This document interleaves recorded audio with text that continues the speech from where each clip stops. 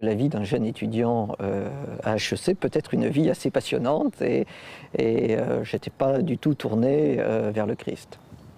Et voilà que, alors que j'étais en stage aux États-Unis, un ami, comme un messager, vient et me dit « Tu sais, tu devrais aller en retraite à Paray-le-Monial. Là-bas, tu pourrais peut-être éclaircir si tu as vécu une rencontre ou non avec le Seigneur. » Je pensais que c'était une retraite où il y aurait 150, 200 personnes, 5000 personnes, une foule incroyable. Je me demandais vraiment ce que je faisais là, quoi.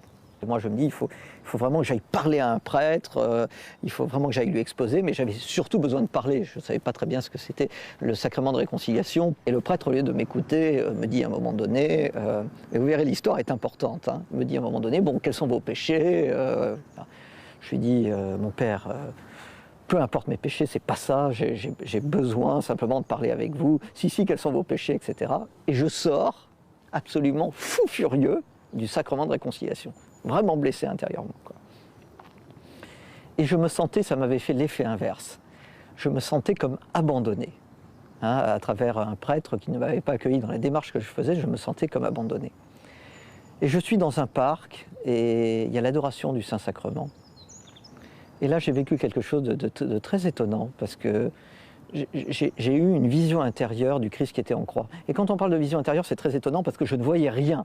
Donc ça n'était absolument pas un fruit de mon imagination. Mais pourtant, c'était la même réalité que celle d'un ami en face de moi. Il était présent, il était en croix, avec les bras ouverts, je me souviens de cette dimension d'ouverture, et surtout de son cœur sortait une lumière incroyable. De ce cœur sortait une lumière incroyable.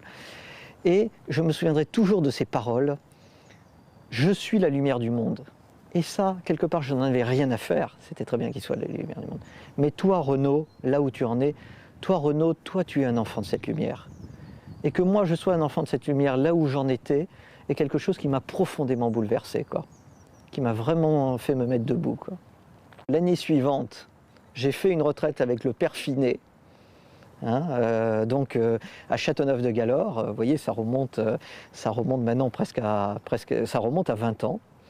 Et le Père Finet, j'achète une Bible, me dédicace la Bible en disant « Jésus est la lumière du monde, et toi, Renaud, tu es un enfant de cette lumière ». Et j'ai trouvé comme clin d'œil, je n'en avais pas besoin parce que la certitude était là, mais j'ai trouvé que comme clin d'œil de l'esprit, pour aller secouer quelqu'un qui était plutôt du côté des Saint Thomas et autres, j'ai trouvé ça magnifique. Voilà qu'une année après, dans une soirée de témoignages où j'étais présent, je revois le dit prêtre en question, avec lequel j'en étais sorti un peu mortellement blessé. Et je suis là, et pendant tout le temps de prière, etc., j'entends cette voix intérieure, va lui dire ce que tu as vécu, va lui dire ce que tu as vécu, etc. Je me dis non, c'est pas possible, je vais pas moi aller dire à un prêtre qui m'a confessé vraiment de façon scandaleuse, qui m'a pas écouté, que je suis sorti mortellement blessé, etc. Et là, je vais voir le prêtre et je lui raconte en disant, vous savez, il y a un an, vous n'en êtes pas rendu compte, il y avait beaucoup de monde. Moi, je suis sorti, j'étais très blessé parce que j'étais venu pour faire une rencontre et vous m'avez posé un questionnaire derrière. Et voilà, ça a été quelque chose de très douloureux pour moi. Je lui raconte ça. Voilà que le prêtre se met à genoux, me demande pardon et qu'il est devenu mon père spirituel dans les 3 années qui ont suivi, quoi. J'ai trouvé que c'était un magnifique... Voilà, il y a une magnifique histoire sainte, quoi, où petit à petit, même dans les endroits où ça avait manqué, le Christ me montrait qu'il pouvait nous combler au-delà de tout ce que je pouvais imaginer, quoi. Et dans toute ma vie, à partir de ce moment-là, cette notion d'enfant de lumière, vraiment a été quelque chose de marquante. D'abord d'expérimenter ce regard du Christ qui vous fait infiniment confiance par-delà tout ce que j'avais pu vivre. Ce regard qui vous fait grandir et ce regard lumineux qui aussi vous invite à poser un regard aussi de confiance sur les autres, à être comme un peu un vitrail de lumière, de cette lumière du Christ pour les autres, quoi. Avec un seul boulot, nettoyer de temps en temps le vitrail pour que la lumière soit encore plus belle, quoi. Et c'est ce que j'ai vécu en tant que chef d'entreprise. J'ai repris des entreprises très difficiles auxquelles personne ne croyait. je pense qui par cette foi et cette confiance ont permis aux entreprises de se redresser.